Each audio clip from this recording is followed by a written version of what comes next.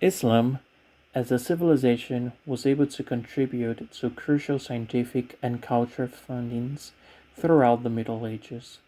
As such, the knowledge and scientific promotion that were heavily fostered by Islamic rulers and researchers throughout this time allowed us to identify the causes and the types of advancements that were promoted, especially between the ninth and 14th centuries. It's fair to say that science, technology, astronomy, mathematics, the arts, and medicine advanced and were taken into high consideration during the Islamic Golden Age, because Islamic clergymen, theologians, and rulers of the 6th century AD onwards fomented and financed the pursuit of intellectual circles, groups, and research interactions amongst themselves and among academics. Between the 6th and the 14th centuries, scholars and artists were highly regarded by all citizens,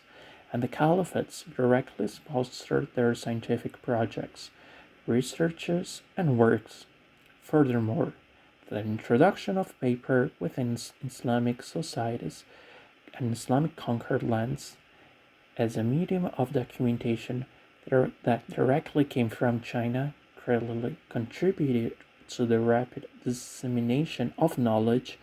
and recorded information in the last time in consumer fashion, which allowed for the creation of books and manuscripts. Consequently,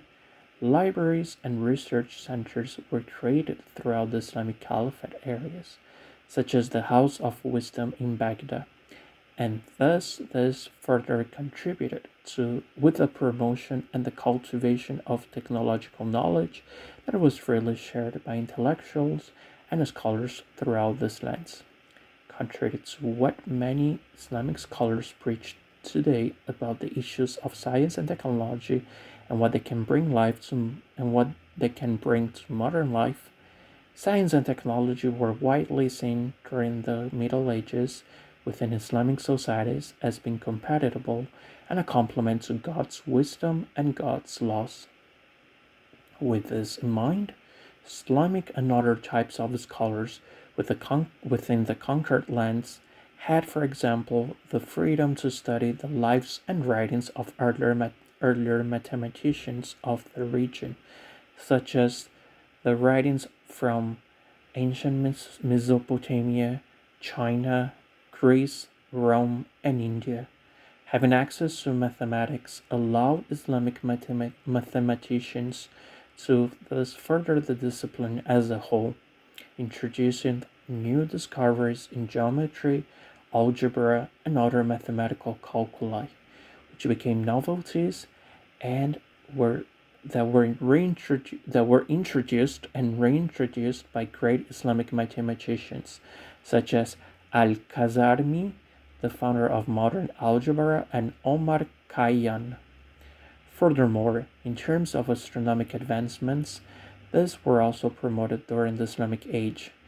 and it was by promoting new ideas of calendar counting, navigation strategies, and the need to always base one's prayer towards Mecca that astronomers in Islamic lands were able to build advanced observatory stations for analyzing and studying the space.